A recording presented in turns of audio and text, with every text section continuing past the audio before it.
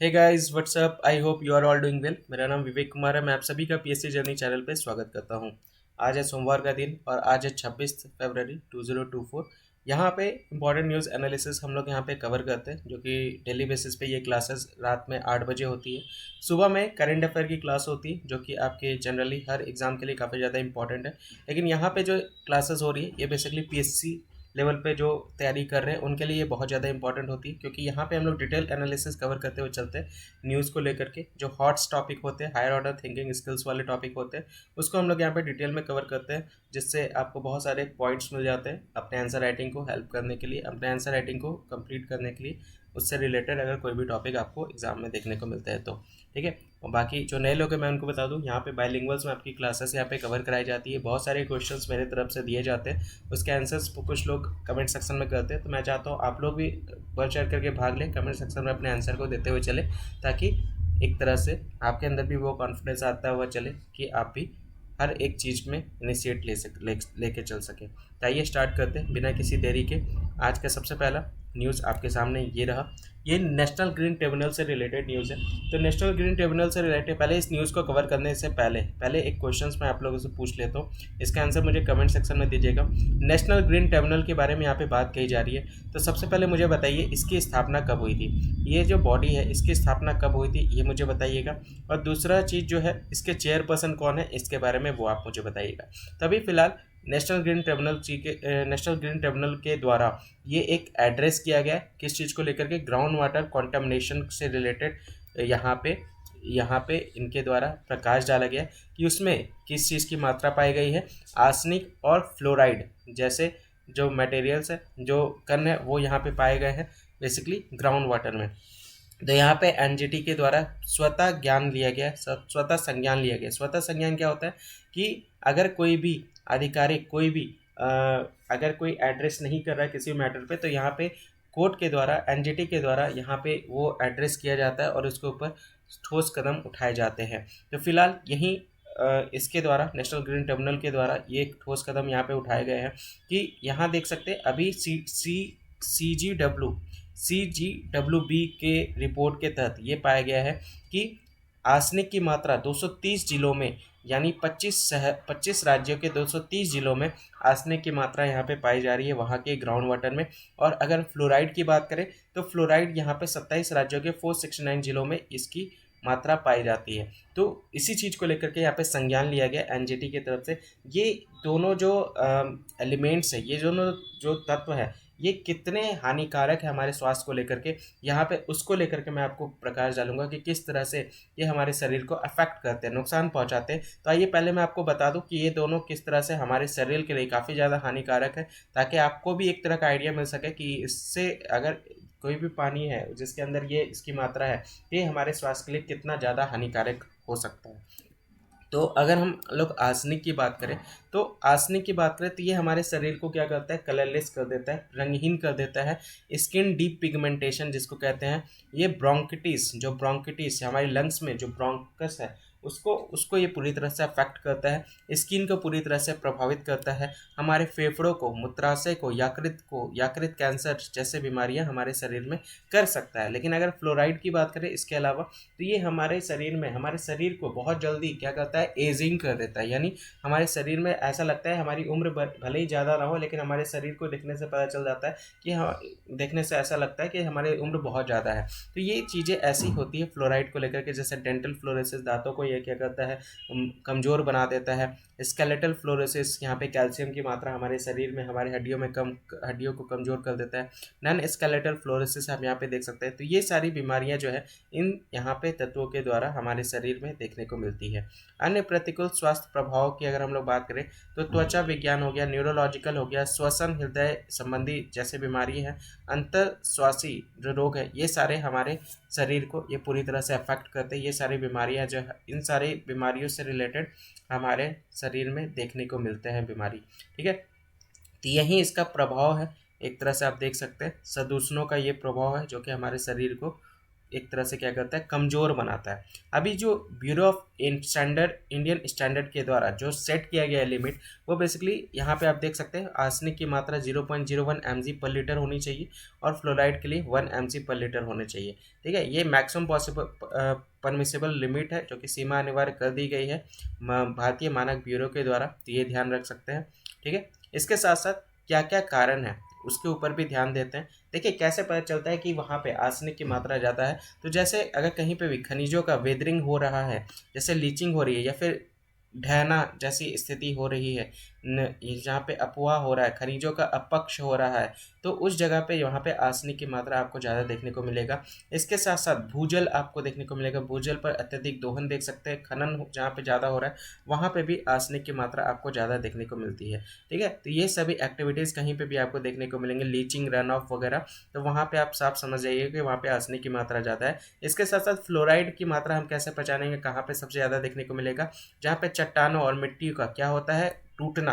ठीक है, break down आप कह सकते हैं, तो चट्टानों और मिट्टी का टूटना जहाँ पे सबसे ज़्यादा आप देख सकते हैं, या फिर वायुमंडल कणों का जमाव आप जहाँ पे देख सकते हैं, वहाँ पे ये बेसिकली आपको देखने को मिलेगा फ्लोराइड की मात्रा सबसे ज़्यादा है। ठीक है, तो ये सारे आपको एक तरह से कारक आपको देखने को मिलेंगे कि ये सारे रीजंस है जिसके वजह से वहाँ पे ये सारी चीज़ें हो रही हैं, आर्सेनिक और फ्लोराइड की मात्रा वहाँ पे ज़्यादा देखने को मिलेगा। ऐसा नहीं है कि सरकार के द्वारा पहल नहीं की जा रही, सरकार के द्वारा अच्छी क्वालिटी के पानी को गुणवत्ता जल के ऊपर भी बहुत ज़्यादा पहल की जा रही है। जैसे अभी जल जीवन मिशन यहाँ पे भारत सरकार के द्वारा लॉन्च किया गया था। चलिए मुझे बताइएगा, जल जीवन मिशन जो है भारत सरकार के द्वारा कब लॉन्च किया गया था?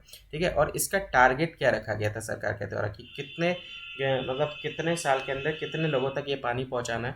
तो बेसिकली ग्रामीण घर में पोर्टेबल वाटर को लेकर के, यानी पीने योग्य नल का पानी को पहुंचाने को लेकर के ये यहाँ पे मिशन की शुरुआत यहाँ पे सरकार के द्वारा की गई थी। इसके साथ साथ CGWB की बात करें तो डेटा यहाँ पे तैयार किया जाता है। ठीक है, इनके द्वारा डेटा तैयार किया जाता है ताकि ग्राउंड वाटर की क्वालिटी को यहाँ पे चेक किया जाए टाइम टू टाइम, और वहाँ पे उसको मॉनिटर भी किया जा सके। अगर वहाँ पे किसी भी तरह के कोई हार्मफुल जो तत्व वगैरह पाए जा रहे हैं तो उसको किस तरह से हम लोग कम कर सके, उसके ऊपर सबसे ज़्यादा ध्यान इसके द्वारा इस रिपोर्ट के तहत हमें पता चल पाता है।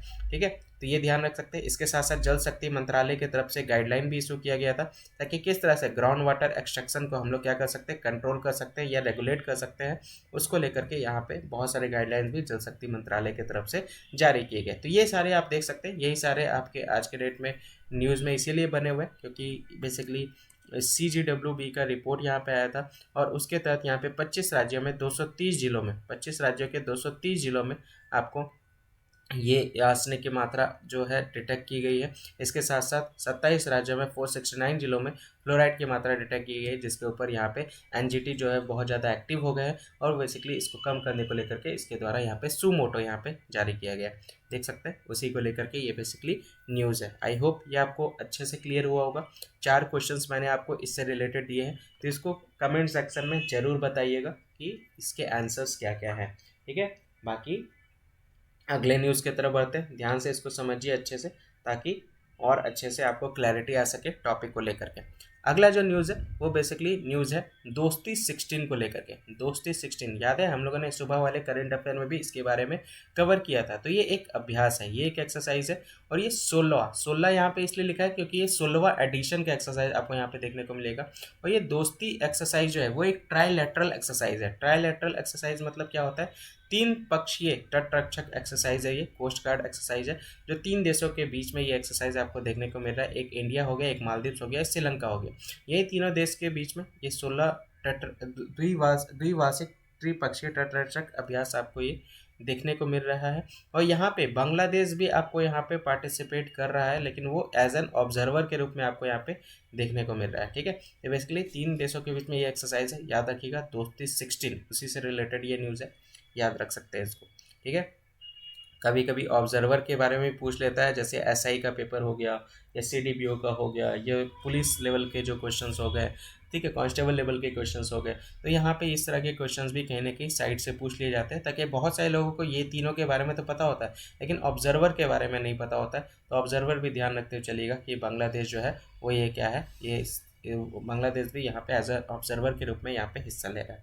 ठीक है, अगले न्यूज़ की तरफ बढ़ते हैं। अगला न्यूज़ जो है वो काला आजार से रिलेटेड है, बीमारी है जो कि एक तरह से प्रोटोजोअन बीमारी आपको देखने को मिलेगा। प्रोटोजोआ परजीवी बीमारी है ये, काला आजार। और इसको लेकर के भारत के तरफ से एक इनिशिएटिव लिया गया, पहल लिया गया। कब? 2023 में ये पहल लिया गया कि किसी तरह से सभी ब्लॉक, जितने भी ब्लॉक्स आपको देखने को मिलेंगे भारत में, उनमें पर 10,000 पॉपुलेशन पे कम से कम एक बीमारी या एक से कम बीमारी हमें उसको रिपोर्ट करनी है। इसको लेकर के यहाँ पे टारगेट किया गया इंडिया के द्वारा। इसको पूरी तरह से क्या करना है, काला आजार को खत्म करने का यहाँ पे लक्ष्य रखा गया है, ये चीज़ों को टारगेट करके। ठीक है, तो एक बहुत बड़ा इनिशिएटिव है जो यहाँ पे भारत सरकार के द्वारा लिया गया है। तो देख सकते हैं, अगर काला आजार के बारे में बात करें तो इसको दूसरा नाम क्या है, लिशमैनियासिस के नाम से भी जाना जाता है। देखिए बायोलॉजिकल टर्म्स है ये, तो ऑब्वियस सी बात है, बायो आप लोगों ने पढ़ा होगा बीमारी से रिलेटेड, ह्यूमन्स एंड डिजीजेस को लेकर के,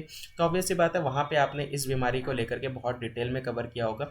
तो काला आजार को लेकर के अगर बात करें तो इसको विसरल लिशमैनियासिस के नाम से भी जाना जाता है, ध्यान रखिएगा। इसको विसरल लिशमैनियासिस के नाम से भी जाना जाता है। और अभी हम लोगों ने डिस्कस किया, ये एक प्रोटोजोआ डिजीज़ है। क्या है, कैसा डिजीज़ है? प्रोटोजोआ पैरासाइटिक डिजीज़ है, वही मैंने आपको बताया था थोड़ा देर पहले। ये परजीवी रोग आप यहाँ पे देख सकते हैं। और ये किसके द्वारा होता है? तो ये एक मादा फ्लेबोटोमाइन सैंड फ्लाई के थ्रू होता है, ये देख सकते हैं, उसी के द्वारा ये बीमारी संक्रमित होती है। लक्षण की अगर हम लोग बात करें, क्या क्या लक्षण आपको देखने को मिलते हैं इस बीमारी में? इरेगुलर फीवर आपको देखने को मिलेगा, अनियमित बुखार आपको देख सकते हैं, आपका वजन घटना भी इसमें देखने को मिलेगा। यहाँ पे लीवर में सूजन देखने को मिलेगा, लीवर की साइज बढ़ना, अनेमिया जैसी बीमारी जो है, वो सारी चीज़ें आपको यहाँ पे देखने को मिलेगी। सबसे ज़्यादा भारत में ये किन राज्यों में ये बीमारी आपको देखने को मिलता है? तो ये बिहार में, झारखंड में, उत्तर प्रदेश में, पश्चिम बंगाल में, ये सबसे ज़्यादा आपको ये बीमारी देखने को मिलता है। अगर हम लोग कंट्री की बात करें तो कौन कौन सा कंट्री सबसे ज़्यादा इन्फेक्टेड है इस बीमारी से? तो ब्राज़ील आपको सबसे ज़्यादा देखने को मिलेगा, फिर ईस्ट अफ्रीका, पूर्वी अफ्रीका आप देख सकते हैं, और फिर भारत भी आप देख सकते हैं इसके अंतर्गत आता है। इसीलिए भारत के द्वारा ये टारगेट रखा गया कि हर ब्लॉक्स में कम से कम 10,000 पॉपुलेशन पे एक या फिर एक से कम रोगी इससे ग्रसित हो, उसको लेकर के यहाँ पे टारगेट किया गया है 2023 में। और ये पहली बार ये स्टेप लिया गया है काला आजार को लेकर के, इसको ख़त्म करने को लेकर के भारत देश से। ठीक है, तो उसी को लेकर के यहाँ पे ये न्यूज़ है, ध्यान रखते हुए चलेगा। बायोलॉजी का एक न्यूज़ था, आई होप आपको क्लियर हो गया होगा। अगला जो न्यूज़ है वो संत रविदास जी से रिलेटेड है। इनका अभी 647वां बर्थ एनिवर्सरी यहाँ पे सेलिब्रेट किया गया, और इनके स्टैचू का यहाँ पे अनावरण किया गया, उनकी प्रतिमा का यहाँ पे अनावरण किया गया। किनके द्वारा?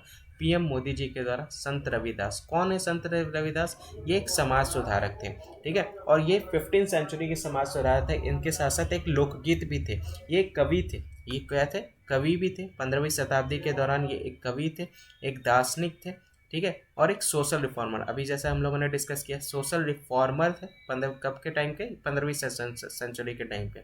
और ये भक्ति संत, बहुत ही विख्यात जो थे वो भक्ति संत थे।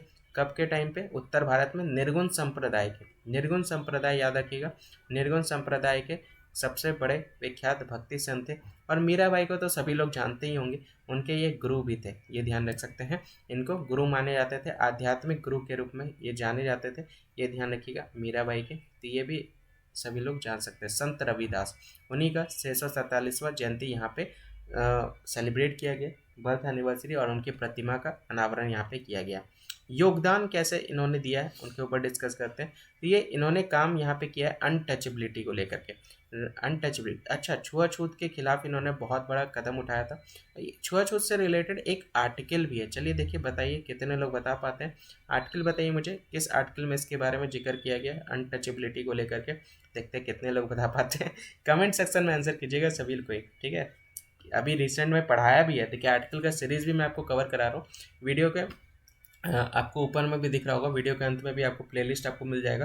वो जिन लोगों ने भी आर्टिकल की क्लासेस कवर नहीं किए हैं तो वो प्लेलिस्ट पे क्लिक करके आप 1 से 22 तक के आर्टिकल हम लोग यहाँ पे कवर कर चुके हैं।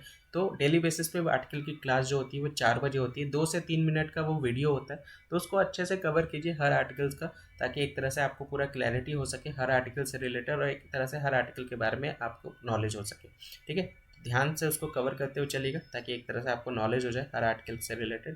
तो ये क्या थे, एक पद था इनके पास, एक डिवोशनल सॉन्ग बेसिकली गाते थे, ठीक है, लोकगीत, भक्ति गीत इनके द्वारा गाई जाती थी। अन्य लेखन में भी इनका उल्लेख 5वें सिख गुरु यानी अर्जुन देव द्वारा संकलित गुरु ग्रंथ साहिब में भी इनका जो जिक्र किया गया।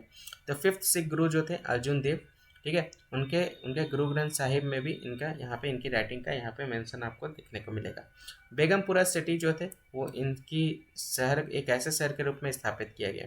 बेगमपुरा शहर को एक ऐसे शहर के रूप में भी स्थापित किया है जो बिना किसी दुख के, शांति के और मानवता से भरपूर था। तो देख सकते हैं इनके सारे, जैसे इनके व्यवहार थे, जाने जैसे इनकी नेचर थी, वैसे ही एक शहर को भी यहाँ पे स्थापित किया गया, बेगमपुरा, याद रखिएगा, जो बिना किसी दुख के, शांति के और मानवता से भरपूर था। इनका मूल्य क्या था, इनकी वैल्यूज़ क्या क्या थी? कंपेशन, यहाँ पे करुणा देख सकते हैं, सामाजिक न्याय देख सकते हैं, फिर यहाँ पे समतावाद देख सकते हैं, इगैलिटेरियनिज्म और ह्यूमनिज्म, जिसके ऊपर ये पूरी तरह से फोकस रहते थे, ये ध्यान रख सकते हैं। तो संत रविदास के बारे में आई होप थोड़ा बहुत आपको पता चल गया। जिनको नहीं पता, इतिहास में आप लोगों ने इनके बारे में पढ़ा ही होगा, तो अच्छे से इसको एक बार रिवाइज कर लीजिएगा ताकि एक तरह से आपको इनके बारे में नॉलेज हो सके। ठीक है, चलिए आगे बढ़ते हैं अगले न्यूज़ की तरफ। अगला न्यूज़ जो है वो यहाँ पे बेसिकली MOSJE यानी ministry of social justice and empowerment से रिलेटेड है। यहाँ पे इनके द्वारा पहली बार इक्वल अपॉर्चुनिटी पॉलिसी जारी की गई है। किसके लिए? ट्रांसजेंडर पर्सन के लिए। देख सकते हैं यहाँ पे ट्रांसजेंडर पर्सन को लेकर के यहाँ पे इक्वल अपॉर्चुनिटी। चलिए मुझे यहाँ पे एक चीज़ और बताइएगा, इक्वल अपॉर्चुनिटीज़ की बात यहाँ पे कही जा रही है, तो बहुत सारे एग्जाम में यहाँ पे इक्वल अपॉर्चुनिटी से रिलेटेड भी क्वेश्चन पूछे गए। हमारे संविधान में समानता का अधिकार जो है वो किस अनुच्छेद से किस अनुच्छेद तक, इसके बारे में जिक्र किया गया है, वो मुझे बताइएगा। ये क्वेश्चंस बहुत सारे एग्जाम में पूछे जा चुके हैं, आई होप आप लोगों को पता होगा। तो उस आर्टिकल्स के बारे में बताइएगा जहाँ पे समानता के अधिकार के बारे में आपको मेंशन किया गया। ठीक है, तो उसी से रिलेटेड यहाँ पे ट्रांसजेंडर व्यक्तियों के लिए समान अवसर नीति यहाँ पे जारी किया गया है। ठीक है, सामाजिक न्याय और अधिकारिता मंत्रालय के द्वारा। और यहाँ पे देख बेसिकली ट्रांसजेंडर व्यक्ति अधिनियम 2019 और ट्रांसजेंडर व्यक्ति अधिकारों का संरक्षण नियम 2020 के अनुसरण में यहाँ इसको जारी किया गया। ठीक है, इस नीति को किसके अंदर इशू किया गया है? तो transgender person protection of rights act 2019 and transgender person protection of right rules 2020, इसके अंतर्गत इसको, इस नीति को यहाँ पे इशू किया गया, जारी किया गया। इसमें मुख्य बातें क्या क्या हैं, इस पॉलिसी में मुख्य बातें क्या क्या हैं कि MOSJE और इसके संचालन के सभी कर्मचारियों के लिए ये लागू होगा। देख सकते हैं applicable to all employees of MOSJE and its operation. इसका दायरा कहाँ तक है? ये कि MOSJE के सभी एम्प्लॉयज़ पे और इसके जितने ऑपरेशंस हो रहे हैं उन सभी पे ये एप्लीकेबल होगा।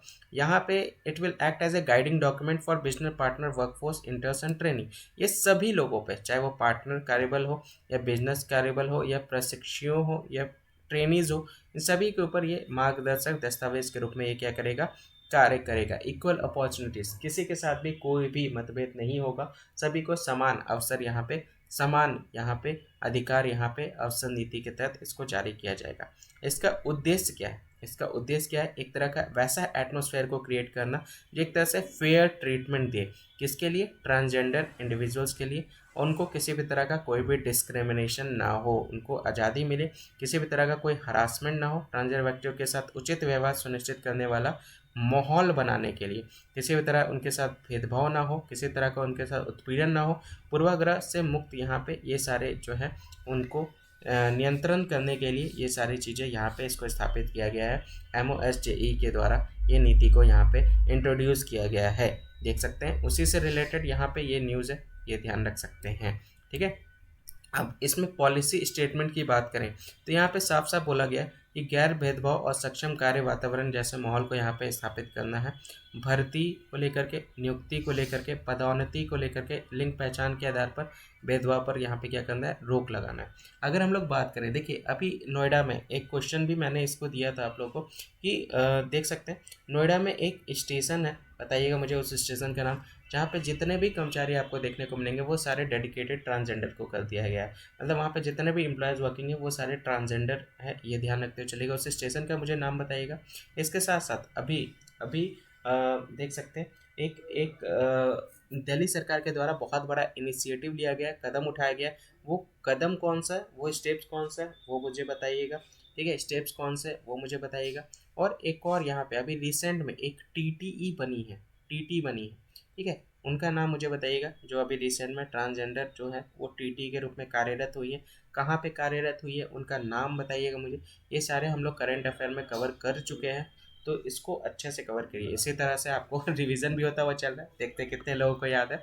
आंसर मुझे कमेंट सेक्शन में जरूर दीजिएगा सभी लोग। तो एक तरह से प्राइवेसी और कॉन्फिडेंशियलिटी को लेकर के यहाँ पे बात भी कही जा रही है। स्पष्ट सहमति के बिना लिंग पहचान का खुलासा बिल्कुल भी ना हो, ऐसी चीज़ें भी यहाँ पे कही जा रही है इस नीति के तहत। और सुविधाएं, जितनी भी सुविधाएं जो हैं इस नीति के तहत उन तक पहुंचाने की बात यहाँ पे कही जा रही है। जैसे इंफ्रास्ट्रक्चर फैसिलिटीज़ को लेकर के बात करें, यूनिसेक्स टॉयलेट्स हो जैसे, या फिर जो जो सुविधाएं हैं हाइजीन को लेकर के, वो सारे प्रोडक्ट्स भी इनको यहाँ पे प्रदान की जाए, ये बात यहाँ इस नीति के तहत कही जा रही है। ट्रांसजेंडर व्यक्तियों के लिए ये ध्यान रखते हुए चलेगा। इसके साथ साथ शिकायत निवारण तंत्र की बात यहाँ पे कही जा रही है। रिड्रेसल मैकेनिज्म, यानी उनको अगर किसी भी तरह का कोई शिकायत की जा रही है उनकी तरफ से, तो उस पर तुरंत एक्शन ली जानी चाहिए और उसको तुरंत सॉर्ट आउट करना की ज़रूरत है, क्योंकि उनके साथ बहुत ज़्यादा डिस्क्रिमिनेशन हो रहा है। उनको बहुत डिस्क्रिमिनेशन जैसे एक्सपीरियंस करने पड़ते हैं, उनके साथ बहुत हरासमेंट होता है जेंडर आइडेंटिटी को लेकर के। तो लिंग पहचान के आधार पर अनुभवी भेदभाव या उत्पीड़न के मामले का भी निवारण जल्द से जल्द हो सके,